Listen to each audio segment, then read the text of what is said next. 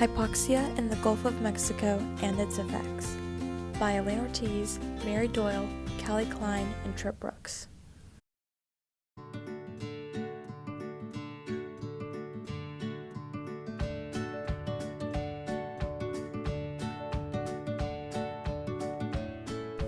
Hypoxia in the Gulf of Mexico specifically is caused by excess nitrates and phosphates being drained into the Mississippi River and eventually the Gulf of Mexico.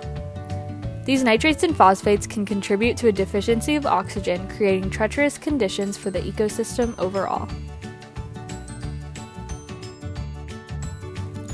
The Gulf of Mexico is a partially landlocked body of water in the southeast of the United States.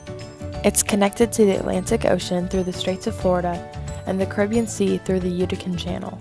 The Gulf covers an area of about 600,000 miles and is made up of different sections: the coastal zone, the continental shelf, continental slope, and the abyssal plain. The basin is unusually flat, and its deepest point is about 17,000 feet below sea level. This region has a dense, increasing population and industrial presence along its coast, putting stress on the Gulf. The demographics of the coast are an equal female and male population, an average age of about 39, an average income of a household at $50,563, as well as customer spending in the Gulf being about 20% less than the national average, and a high rate of education for most residents. According to the United States Census Bureau, the population of the Gulf increased by more than double the national rate. Studies have also estimated that by 2050, the region's residential demand for water will increase by 50%, and its industrial demand by 100%. For the devastating effects of hypoxia, the Gulf's ports allowed for a booming shipping and trading industry, as well as commercial fishing along its coasts. It also provided access to a diverse ecosystem filled with marine and wildlife, as well as many oils, including petroleum and other natural gases. Hypoxia creates dead zones in the ocean.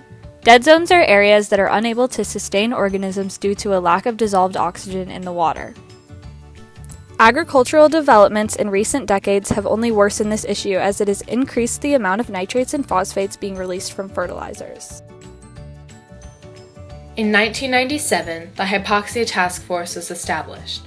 This task force is a union of 12 states, 5 federal agencies, and a representative for tribes. It was formed to look into the causes and effects of the eutrophication problem in the Gulf of Mexico and to institute methods to reduce some of these effects. In 1998, the Harmful Algal Bloom and Hypoxia Research Control Act was instituted, which spurred collaboration in science of hypoxia and planning to reduce the problem. Action plans that were released in 2001 and 2008 provided methods to reduce the dead zone and its effects. The aforementioned legal actions help create a plan to reduce the nutrient output, extend the outreach of the program to the Mississippi Atchafalaya River Basin, and reduce the size of the hypoxic zone to less than 5,000 kilometers squared by the year 2035.